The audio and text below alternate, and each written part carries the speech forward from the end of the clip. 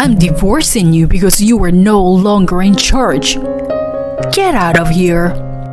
My husband suddenly thrust the divorce papers at me, and I accepted them stunned.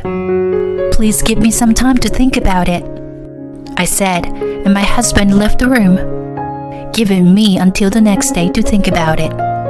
And when I checked the divorce papers, there was something written on the back. And the moment I saw it, I immediately called the police. I am Hannah, a 55-year-old housewife. My husband Cooper is 57, and we have been married for 35 years. I lost my uterus due to illness a few years into our marriage. And at one point, there was talk of divorce. Sure, I wanted kids, but I married you to start a family. So let's not get divorced and live together. When I was almost heartbroken over not being able to have children, Cooper supported me by saying that. Cooper is the third son. His father was the president of a small business, and when his father died, his oldest son took over. Since the time when Cooper joined my parents-in-law's company at the request of my brother-in-law, Cooper's behavior changed little by little from the time he was kind to me. About a year after he joined the company, he started coming later, about close to midnight, saying that he had to work overtime. He also started leaving the house on his day off because he had to work on his days off. He began to avoid talking to me, and his facial expression was not as cheerful as it used to be. No matter how many times I asked him about this, he would say, It's nothing to talk about with you. I also grew increasingly distrustful to Cooper's attitude, and I tried to several times to talk to him about it. But he refused to talk to me for some reason. There was no doubt that something had happened, either between his family or at the company. Did my mother-in-law say something to him? I gradually began to think so. This has to do with the fact that there is a big gap between me and my mother-in-law. My mother-in-law was very harsh on me for not being able to have children. Why did you marry Cooper if you aren't even have children?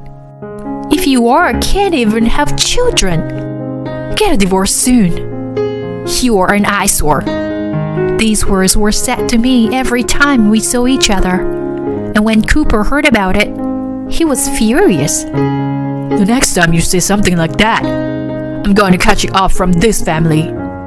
Cooper was so furious that he declared to his mother that he was going to cut ties with her. So we came to an agreement that I was not to have anything to do with my in-laws. I have since grown apart from my in-laws, but I still can't completely cut ties with them for reasons such as socializing with relatives. On those occasions, I only greeted and talked with my mother-in-law at the bare minimum, and try not to show my mother-in-law that I was avoiding her. However, my mother-in-law talked about me behind my back to my relatives.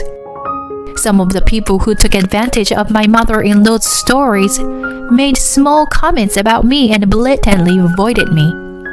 Hannah, you never had a baby, but you took advantage of Cooper's kindness and told him not to have anything to do with his mother.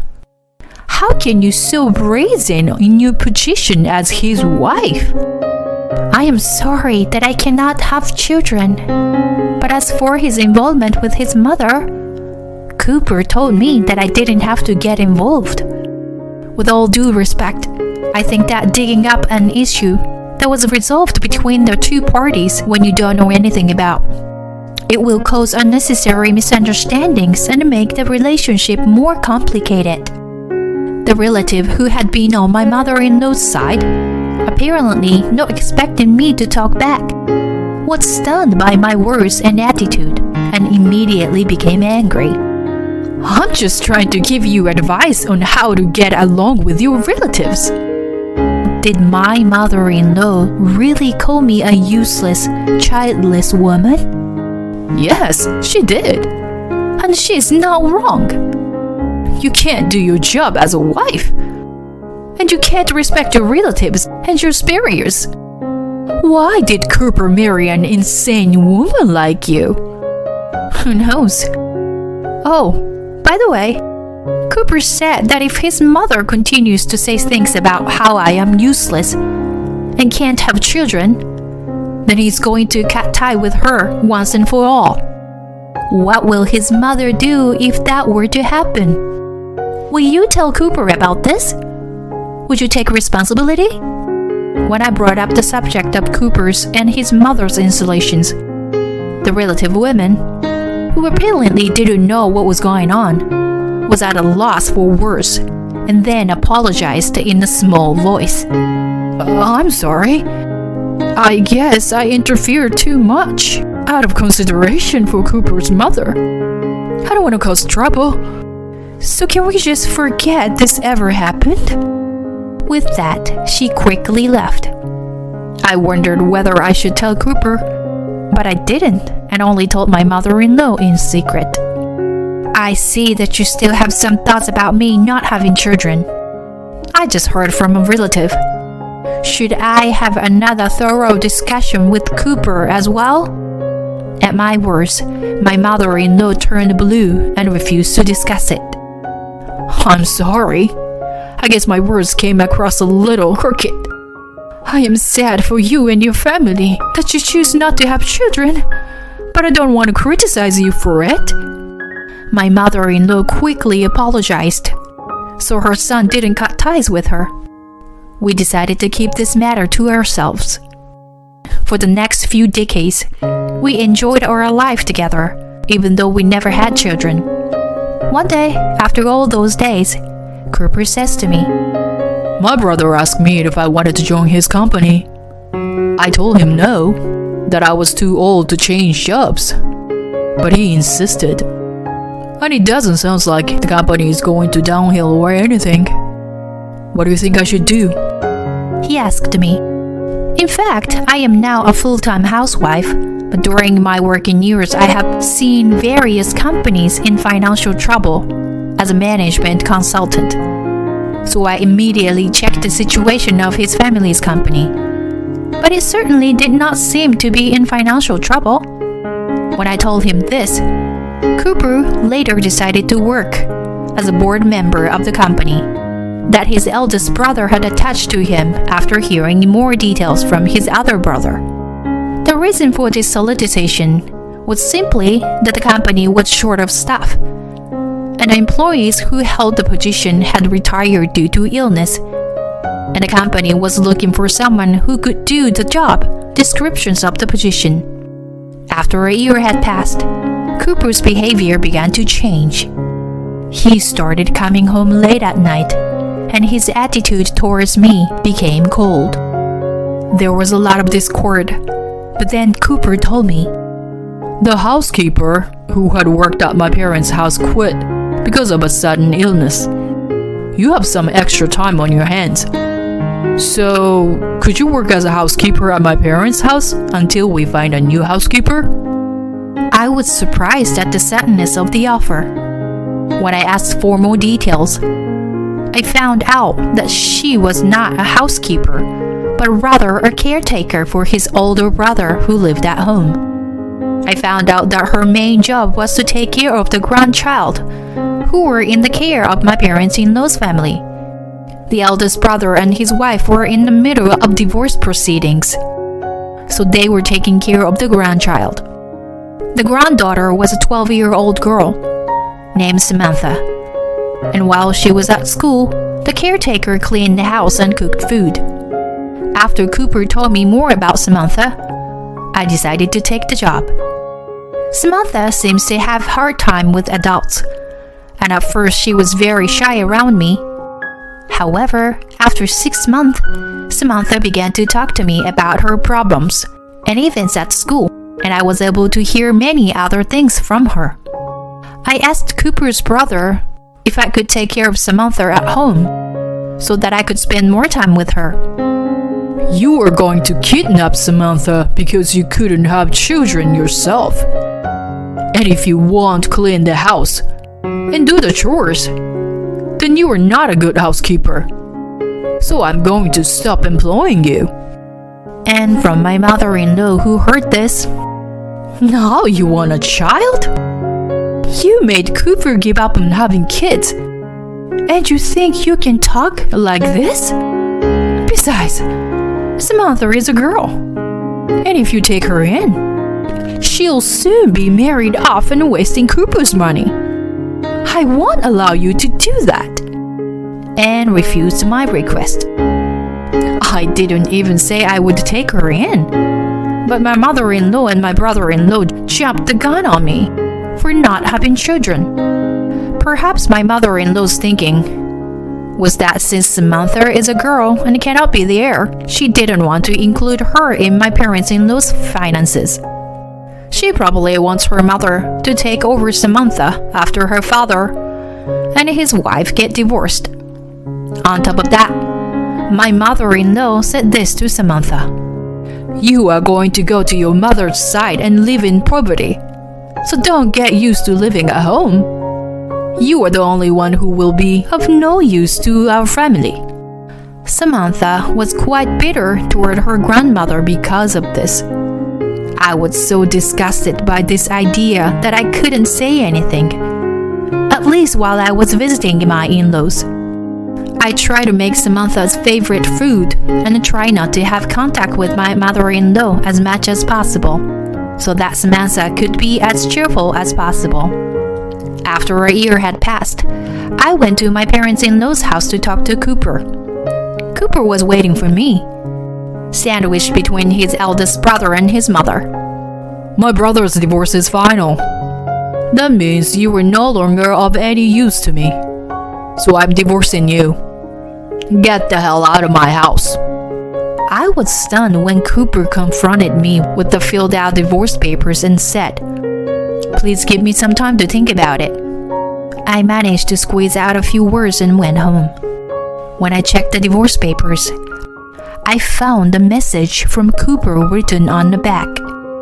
When I saw it, I immediately called the police. A few days later, I moved to a new house and was living on my own. I was summoned to my parents-in-law's house by a call from Cooper. There, my mother-in-law, her older son, and Cooper were waiting for me with grim faces. "Oh my God, what have you done to us? You took away Samantha's father, uncle, and grandmother. And then you forced us to pay child support." I stole Samantha's father from her? Did her father even treat her like a daughter? In the first place, by grandmother, are you talking about yourself? How can you say such a thing when you spoke to her in such a horrible way? How dare you? I was thinking of Samantha. My mother-in-law blamed me for my behavior from the very beginning. I was actually in the middle of the divorce settlement, and I had given my brother-in-law's wife a recording of their outburst and how badly they treated Samantha at my parents-in-law's house. I had given her as many recordings as I could. The custody would safely pass to the mother's side, and everyone would scold severely for this. Do you really think you can do this to your husband's family and get away with it? I don't care because we already divorced. When I said that, Cooper, who had been silent until then, opened his mouth. "My family? This isn't my family. From now on, I'm a stranger to you guys." "What are you talking about? What do you mean?" Cooper's brother, as well as his mother's eyes, were blank because of what Cooper had said. We had to explain them what had happened so far. In fact, this time it was an operation to accuse my parents-in-law of tax evasion, which included Cooper's other brother. Although Cooper's other brother was loved by his father, he was hated by his eldest brother, and after the death of their father, he was forced to take a mediocre position and his salary was drastically reduced. This brother had his own company and was looking for an opportunity to quit. But the company that his eldest brother succeeded to had a lot of unclear settlements and expenses, and the eldest brother's salary was greatly reduced. He suspected that their brother was evading taxes, and he consulted with Cooper. In this process, he found out that his mother and eldest brother had treated Samantha so badly. Samantha's mother wanted to secure custody. However, my mother-in-law and her eldest son were trying to get custody of Samantha. Since there was a difference of opinion between my mother-in-law and her eldest son, my mother-in-law tried to get rid of Samantha somehow. My mother-in-law had said those words to Samantha many times. I recorded those words as much as possible and documented the child-rearing environment. I was gathering evidence so that Samantha's mother could get custody of her. In addition to the injustice of the in-laws, the reason Cooper was acting strangely was because of the environment in which Samantha was placed. He was also angry at the attitude of his mother. He wanted to do something to save Samantha, but was unable to do anything about it. He thought about asking me for advice, but I had been blamed for not having children in the past. So he was hesitant about whether he should ask me to take care of the child or ask his sister-in-law and her family. Cooper told me about all of this when his in-law's housekeeper quit. I immediately agreed to help him with his plan and took action. And on the back of the divorce papers he wrote, "I'm ready to go and want you to call the authorities." When I explained all this, his eldest brother changed color and started yelling. So you guys reported us? What are you going to do about the company? We're going to go bankrupt at this rate. Oh, don't worry. Our brother is going to buy it. Besides, we have excellent consultants to help us rebuild the company in the future. Don't worry about anything, brother. Go and atone your sins. Thank you very much for all your hard work and tax evasion and fraud. Cooper said smilingly and made a phone call somewhere. Well, that's it then. You're dismissed now. I'd appreciate if you would sell this house to pay off the debt, he said, and then several men came into the room with Cooper's other brother. The man who came in with his brother was a policeman, and he said that his eldest brother and mother, who were involved in tax evasion, might try to the country. So they were arrested on the spot and taken away. As they were being taken away, I couldn't help but laugh at my mother-in-law, who swore at me to no end. Even if I can't have children, I will do everything in my power to prevent the company from going bankrupt. And I'm really relieved that I don't have to worry about being disrespected about not having kids. Thank you so much for being my role model. When I said that, my mother-in-law quickly became silent and left the room. Cooper was then adopted by my parents and became part of our family. Cooper and I started working at my ex-sister-in-law's family's company, which was bought out by his other brother in order to rebuild the company. We have been busy dealing with the fraud and unpaid wages that my mother-in-law and her eldest son had been hoarding up until now. However, the second son, who originally started his own company and has outstanding management skills, has been working hard to restore the company's performance. I have been out of the field for a long time, but I am now working hard to restore the company's performance. My mother-in-law and her eldest son were sentenced to heavier sentences than usual because of the high amount of tax evasion they had committed. Of course, my former parents-in-law's house was sold, and their property was disinherited, leaving them penniless and with no place to return to. It will be a while before they find out about it. Through my lawyer, I received several letters from my mother-in-law addressed to me. Some said, You are a traitor, a pestilence who destroyed our home. Another said, For the love of my relatives, I need your help. I forgive you for not being able to have children, didn't I? At first, I found it interesting and read it. But then I got tired of it. Gradually, I became bored and refused to receive them. I keep in touch with Samantha from time to time. It's been a while since this fiasco, and I've been trying to help her and her mom get her life back on track. Samantha's mother contacted me to thank me for taking care of her almost exclusively. Hannah, because of you, you saved Samantha's life. Samantha has been asking about you since then, saying you were the only one who was nice to her. If you don't mind, would you play with Samantha again? I started to cry involuntarily at those words, and also to Samantha, who was on the phone before I knew it. I want to eat your food again. So will you cook it for me next time?